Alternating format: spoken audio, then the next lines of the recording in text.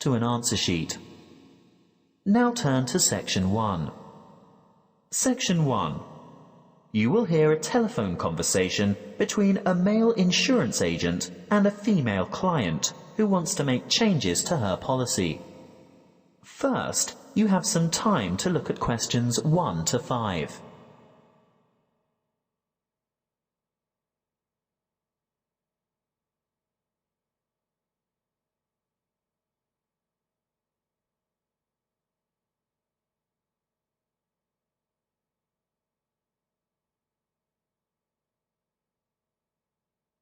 You will see that there is an example that has been done for you. On this occasion only, the conversation relating to this will be played first. Good morning. Tauber Insurance Company. How can I help you? Good morning. I want to alter my insurance policy. Is that for your house, contents, or vehicle? My vehicle. The woman wants to change the insurance policy on her vehicle, so vehicle has been written in the space. Now we shall begin. You should answer the questions as you listen, because you will not hear the recording a second time. Listen carefully and answer questions 1 to 5. Good morning. Tauber Insurance Company. How can I help you? Good morning. I want to alter my insurance policy. Is that for your house, contents, or vehicle? My vehicle. Can you give me the number of the policy, please? Certainly. I have it here in front of me. It's ZQW5009. And what make and model of car is it? It's a Mazda Marvel. And what's the CC rating? Sorry, what do you mean? How big is the engine? Is it 1,500 or 1,800 cc, for example? Oh, that. It's actually much bigger than that. It's 2,500 cc. Thank you. Now, I just have to ask you a few questions to verify your identity. What name is the policy under? Heathcote. Let me just bring that up on the computer. Yes. Can I just confirm your first name, please? Well, my first name is Lisa, but I'm known by my middle name, Marie. Right. I see both here, but Lisa is the one I want for ID purposes. And your date of birth, Lisa? I mean, Marie. The 22nd of August, 1955. Correct. Just one more question before we get started. Can you remember the password on this policy? Oh dear, I didn't know I had a password on it. Everyone has a password. Would you like to take a guess? Possibly it's my mother's name. And what would that be? Sophia. Sorry, guess again. All right. Oh, I remember now. It's my grandfather's name, Jack. Yes, followed by some numbers. 1897, right? Correct. Now we can get down to business. What exactly do you want to change? Well, a couple of things. Firstly, I think it's overvalued at the moment. Can we reduce the value by $5,000? You mean bring it down to $15,000? Yes, I'm sure it's lost quite a bit of value over the past year. Done. Now, what's the other thing? Before you hear the rest of the talk, you have some time to look at questions 6 to 10.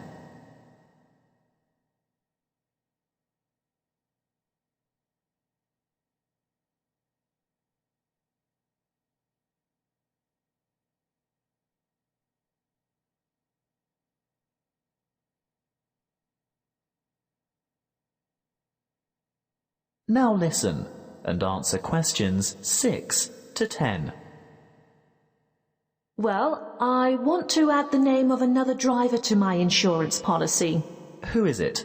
His name is Samuel Michaels. He doesn't have the same family name as you. No, he doesn't. Is that a problem? No, it shouldn't be, as long as he's over the age of 25. But we find it easier to get approval for family members. Oh, he is family. He's married to my daughter. He's my son-in-law. And he's 28, in fact. Good. And what would he be using the car for? Would it be business or social purposes? Not really. You see, I've injured my right arm and I'm having difficulty driving. It's not an automatic. I have to use the gear stick. And Sam, that is Samuel, offered to drive me to my appointments and so on. He's a good driver and I feel safe with him, but I'd like to know that the car is still insured with him behind the wheel. So that would be family reasons then? Yes, I think so. Will my premium go up? No, as long as you can provide us with a photocopy of his driver's license. A true copy. You know what I mean. You'll have to get someone from the Department of Transport to sign it, saying that he's seen the original document. I think we can manage that without any difficulty. Oh, and while he's at the department, he should ask them for a record of any driving offences, demerit points, that kind of thing. Only for the last 5 years, though. We're not interested in anything beyond that, but it's important that he has a clean record for the 5 previous years. Oh, I'm sure that won't be a problem. Is there anything else you need? Just the date for when you'd like this to take effect. Today, if that's possible. Yes, we can issue temporary cover from today's date, but full cover won't apply until we've received the paperwork and it's been approved. What exactly is temporary? He'll be covered for 2 full weeks, but it will lapse after that time if there's any problem with his credentials. That is the end of section 1. You now have half a minute to check your answers.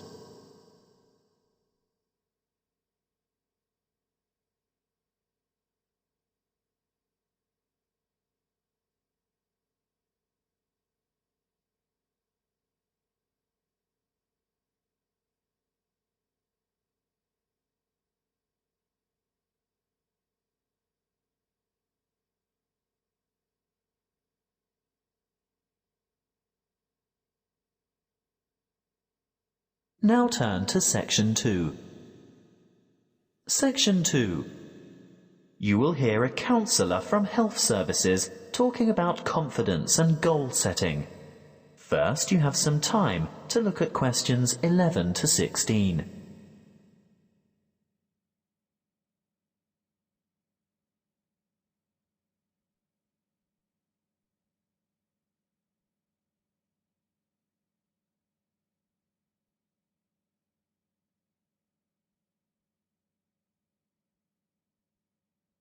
Listen carefully and answer questions 11 to 16.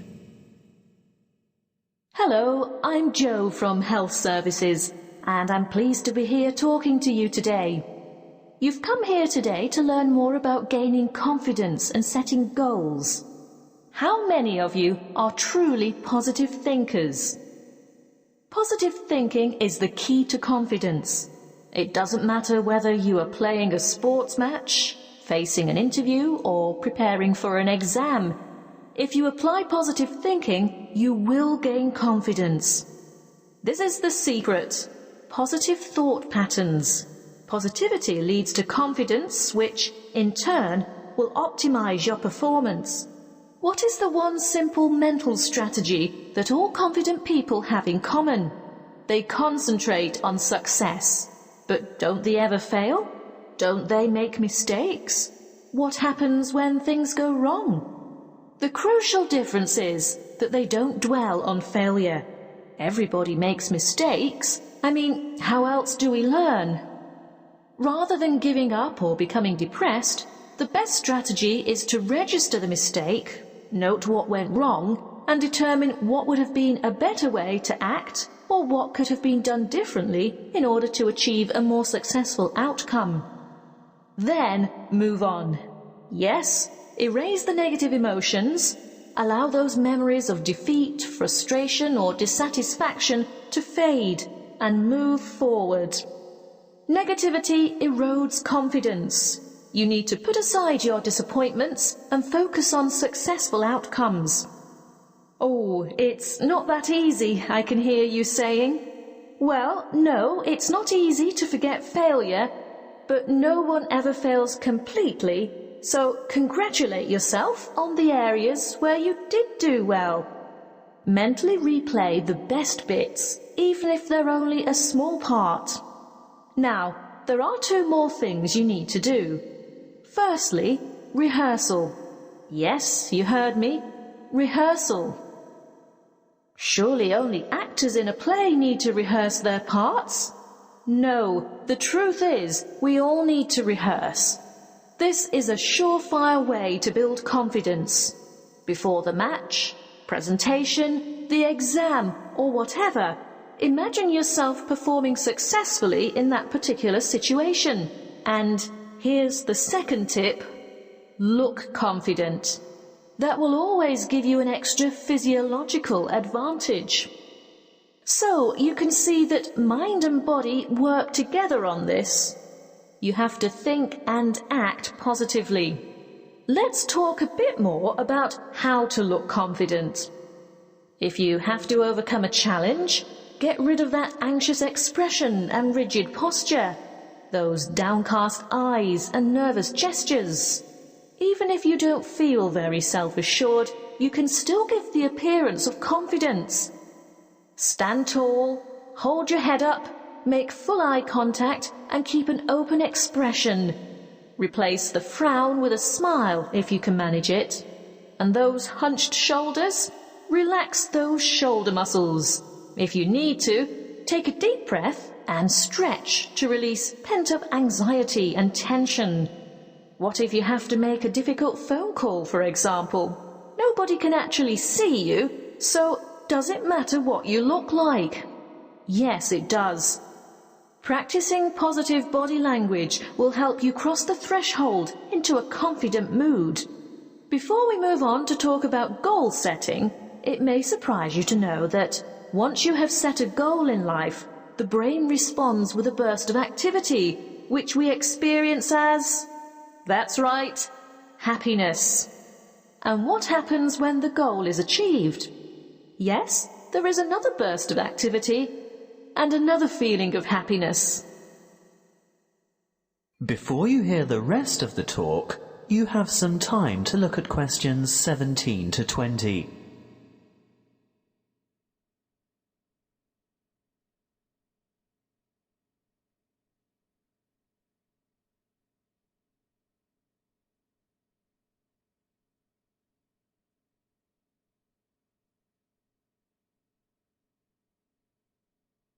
Now listen and answer questions 17 to 20. As you can see, the recipe for a happy life is to maintain a positive attitude and keep setting and achieving your goals. So, whatever your goal, whatever it is that you're aiming for, a new job, losing weight, giving up smoking, graduation, you need an appropriate, and by appropriate I mean achievable, goal. That's the first step. The next thing to consider is motivation. How do you get going? Well, it's more likely to motivate you if you think of the rewards of success rather than focus on failure or what you might lose. So, you need to establish your incentives. After that, you'll have to work out the various stages and phases that you'll need to go through along the way and prepare for each one of them. If you're not naturally motivated, keep the targets small and achievable. But it really is important to ensure you collect the resources to accomplish the various steps. If you have performed that particular task before, you may already have the resources, or at least know where to get them from. If not, ask someone who has already succeeded. When you have got this far, the next stage is obvious. Yes, you have to take the first step. That's not quite all there is to it, though. The final thing is to remember to keep track of what you've accomplished. In other words, be sure to maintain a progress log. That way you can look back at your previous small successes and watch your progress along the way to achieving your goal. That is the end of section 2. You now have half a minute to check your answers.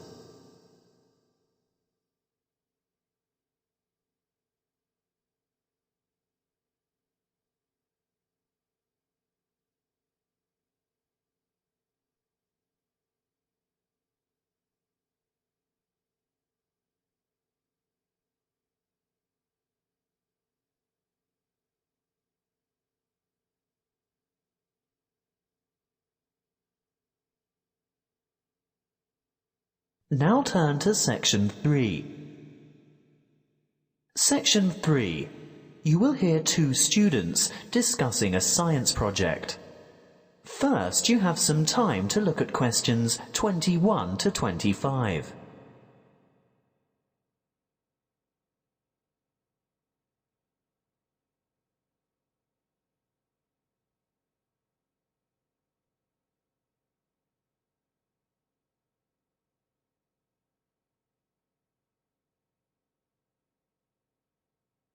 Listen carefully and answer questions 21 to 25. Hi, Julia. Hi, Bob.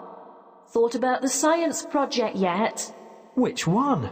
The presentations are scheduled for next month.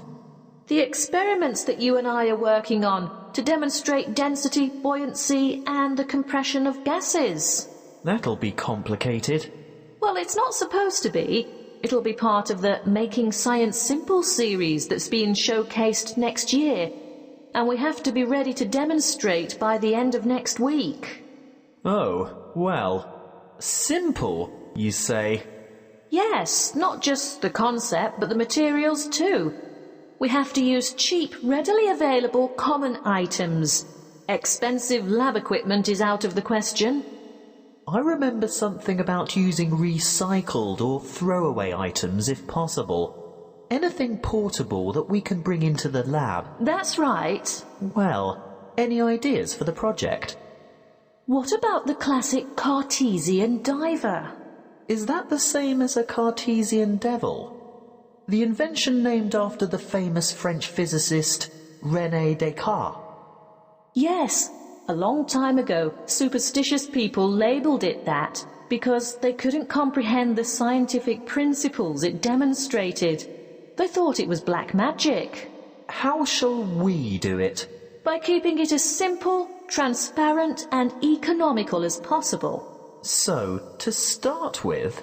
Open your pencil case and let's have a look. You haven't got any... Any what? Paper clips. Oh, there are lots of them in the bottom of my bag. They slip off my papers and collect in the bottom. Look, here's half a dozen. But they're all big metal ones. I want little ones. Small, vinyl-covered multicoloured ones. Oh, I've got one or two of them too.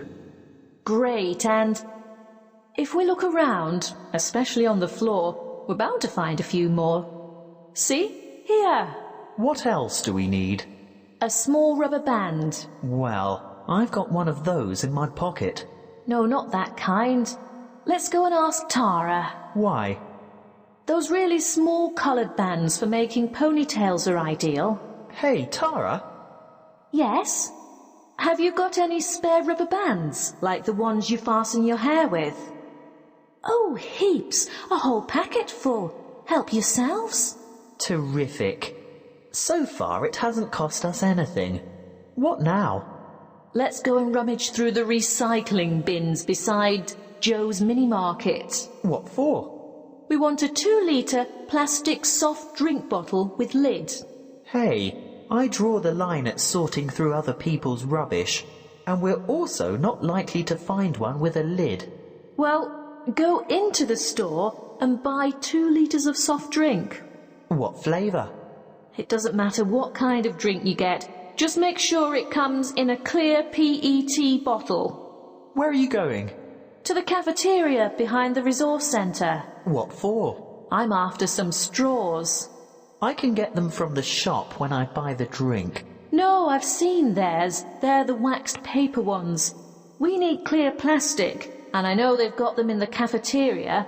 I'll also see if I can get a tall plastic cup from there. Good luck. Meet you back here in 5 minutes. Maybe longer because I want to go over to my locker and get a wire coat hanger. Before you hear the rest of the conversation, you have some time to look at questions 26 to 30.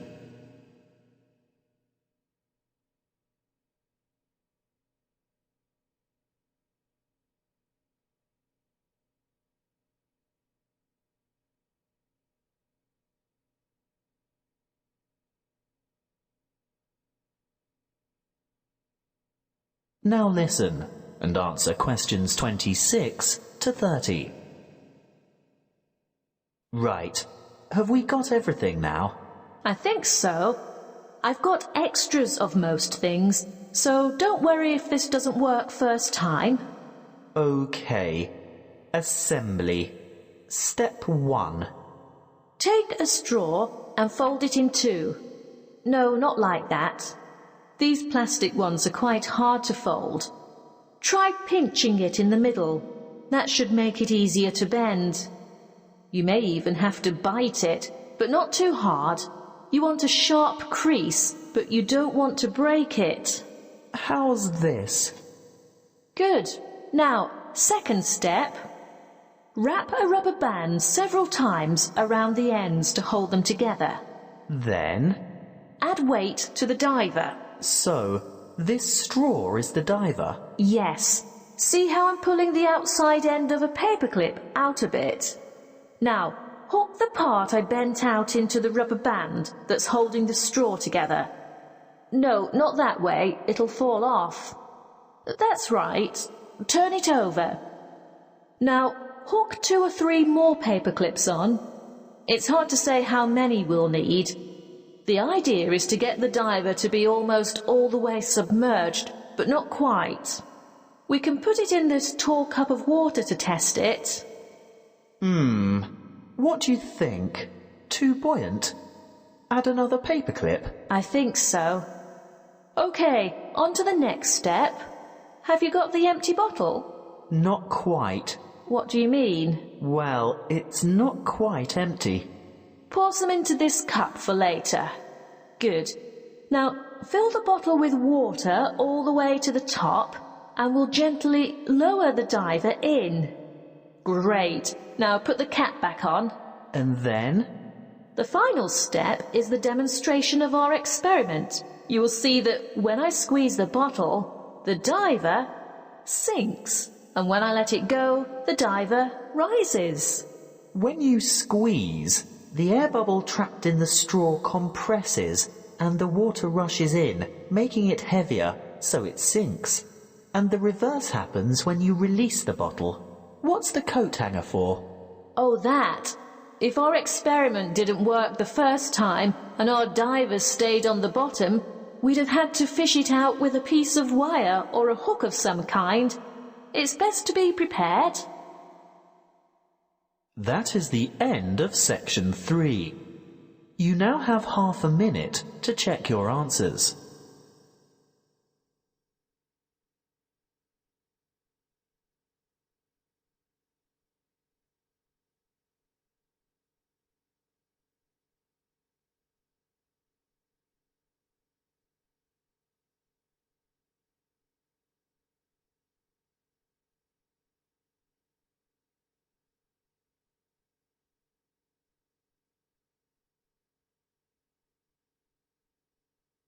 Now turn to section 4.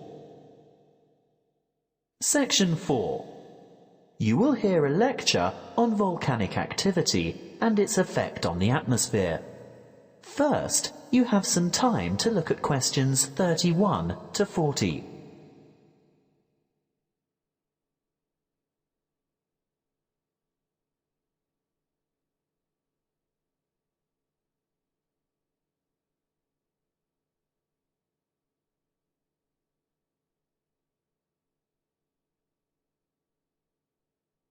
Listen carefully and answer questions 31 to 40. Good morning, everyone. In these environmental science lectures, I guess you're all used to hearing about global warming. Well, I'm here today to talk to you about one particular volcano and its effect of global cooling. I'll begin by going back a little bit in time.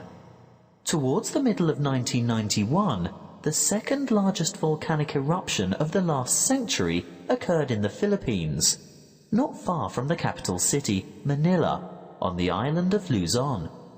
Mount Pinatubo belongs to a chain of volcanoes in the area, and this was by no means its first eruption.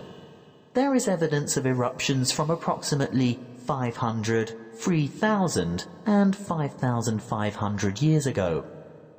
The events of the 1991 Mount Pinatubo eruption began in July 1990, when a magnitude 7.8 earthquake occurred 100 kilometers northeast of the Pinatubo region. The sleeping giant was reawakened, but few people had any idea of what was in store for them.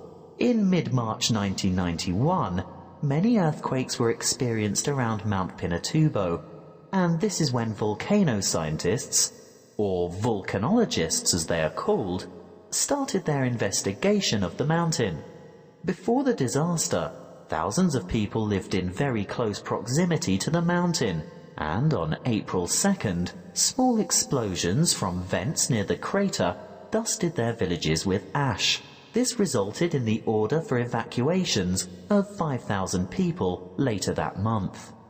Earthquakes and explosions continued to harass the residents, and on June 5th, a level 3 alert was issued for 2 weeks because of the possibility of a major eruption. However, the appearance of a large amount of lava protruding from the mountain on July 7th led to the announcement of a level 5 alert on June 9th, indicating an eruption in progress. An evacuation area within 20 kilometers of the volcano was established, and this time 25,000 people were evacuated. On the following day, Clark Air Base was evacuated, and the danger radius was extended to 30 kilometers from the volcano, resulting in the total evacuation of 58,000 people. On June 15th, just after midday, the eruption of Mount Pinatubo commenced and lasted for 9 hours, causing numerous major earthquakes due to the collapse of the land at the top of the mountain and the creation of a huge caldera. What's a caldera, I hear you say? Well, it's obvious really. With a huge eruption such as this, where enormous amounts of material have exploded into the air, the summit falls into what is now an empty chamber, and thus forms a large crater. As luck would have it, as the eruption was taking place, a tropical storm was passing just to the northeast of Mount Pinatubo, bringing a lot of rainfall to the area.